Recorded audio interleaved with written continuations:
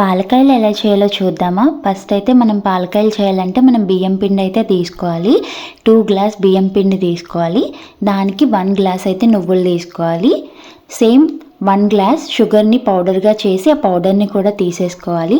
అందులోనే 2 to 3 table spoon అయితే మనం నెయ్యిని తీసుకోవాలి. అవన్నీ మంచిగా అయితే మనం మిక్స్ చేయాలి. అందులోనే కొంచెం సాల్ట్ని కూడా యాడ్ చేసుకోవాలి. మనం ఆల్రెడీ షుగర్ని పౌడర్గా యాడ్ చేసాం కాబట్టి షుగర్ కరుగుతూ ఉంటుంది. సో మనం కొంచెం కొంచెం వాటర్ వేసుకుంటూ మంచిగా కలిపేసుకోవాలి ముద్దని. ఎక్కువ పలుచగా అయినా సరే మంచిగా రావు పాలకాయలు. సో కొంచెం కొంచెం వాటర్ వేసుకుంటూ మంచిగా అయితే మనం కలుపుకోవాలి. ఇప్పుడు మా అత్తయ్య చూపిస్తున్నారు కదా, ఆ విధంగా అయితే కొంచెం కొంచెం కలుపుకోవాలి. మనం అయితే ఈ కన్సిస్టెన్సీ వచ్చేలా అయితే కలుపుకోవాలి. ఇలా అయితే మనకి పాలకాయలు చాలా క్రిస్పీగా అండ్ చాలా బాగా వస్తాయి. ఈ కన్సిస్టెన్సీ వస్తే సరిపోతుంది. సో ఈ కన్సిస్టెన్సీ వచ్చాక మనం చిన్న చిన్నగా వాటిని పాలకాయల్లా చేసుకోవాలి. ఇప్పుడు చూపిస్తాం చూడండి.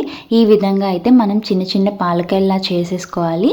కొంచెం కొంచెం ముద్దను తీసుకొని ఇలా అయితే పాలకాయలాగా చేసుకోవాలి. ఈ కన్సిస్టెన్సీ వస్తే సరిపోతుంది. అప్పుడే పాలకాయలు అనేవి చాలా క్రిస్పీగా అండ్ టేస్టీగా అయితే వస్తాయి. పాలకాయలను అయితే రెడీ చేసుకున్నాం కదా. మీన్వైల్ మనం ఆయిల్ని కూడా హీట్ చేసుకోవాలి.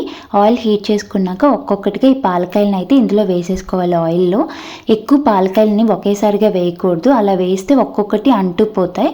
సో మనం ఒక 7 to 8 అయితే పాలకాయలను వేసుకొని అవైతే మంచిగా గోల్డెన్ బ్రౌన్ కలర్ వచ్చేలాగా అయితే ఫ్రై చేసుకోవాలి. ఈ కలర్ వచ్చేలాగా ఫ్రై చేసుకోవాలి. అంతే, ఎంతో టేస్టీ పాలకాయలు అయితే రెడీ. మీరు కూడా మీ ఇంట్లో ఈ రెసిపీని అయితే ట్రై చేసి ఎలా ఉందో కామెంట్ చేయండి. పిల్లలకైతే చాలా బాగా నచ్చుతాయి. సో మీరు కూడా ట్రై చేసి ఎలా ఉందో చెప్పండి. చూడండి, పాలకాయలు కూడా చాలా చాలా క్రిస్పీగా టేస్టీగా అయితే వచ్చాయి. Please like, share and follow for more videos.